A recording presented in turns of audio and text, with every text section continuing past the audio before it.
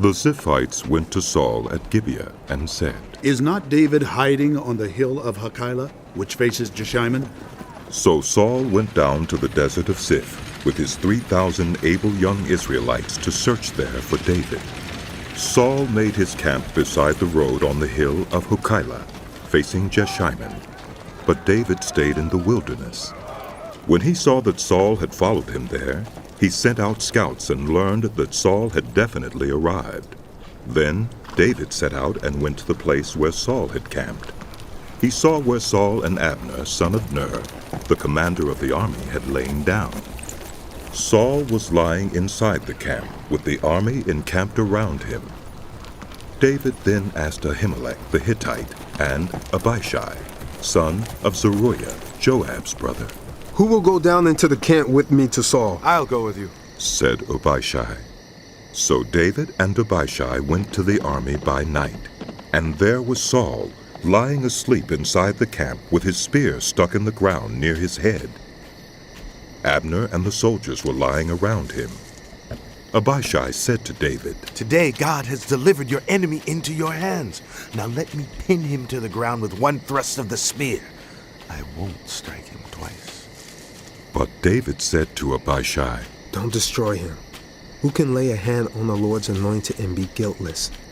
As surely as the Lord lives," he said, "the Lord himself will strike him, or his time will come and he will die, or he will go into battle and perish. But the Lord forbid that I should lay a hand on the Lord's anointed. Now get the spear and water jug that are near his head, and let's go." So David took the spear and water jug near Saul's head, and they left. No one saw or knew about it, nor did anyone wake up. They were all sleeping, because the Lord had put them into a deep sleep. Then David crossed over to the other side and stood on top of the hill some distance away. There was a wide space between them. He called out to the army and to Abner, son of Ner.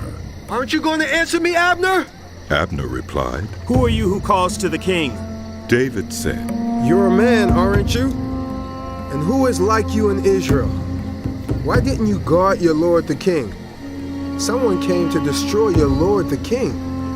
What you have done is not good. As surely as the Lord lives, you and your men must die, because you did not guard your master, the Lord's anointed. Look around you. Where are the king's spear and water jug that were near his head?" Saul recognized David's voice and said, "Is that your voice, David, my son?" David replied, "Yes, it is, my lord the king." and he added, "Why is my lord pursuing his servant? What have I done and what wrong am I guilty of? Now let my lord the king listen to his servant's words. If the Lord has incited you against me, then may he accept an offering. If, however, people have done it, may they be cursed before the Lord. They have driven me today from my share in the Lord's inheritance and have said, 'Go serve other gods.' Now do not let my blood fall to the ground far from the presence of the Lord. The king of Israel has come out to look for a flea, as one hunts a partridge in the mountains." Then Saul said, "I have sinned.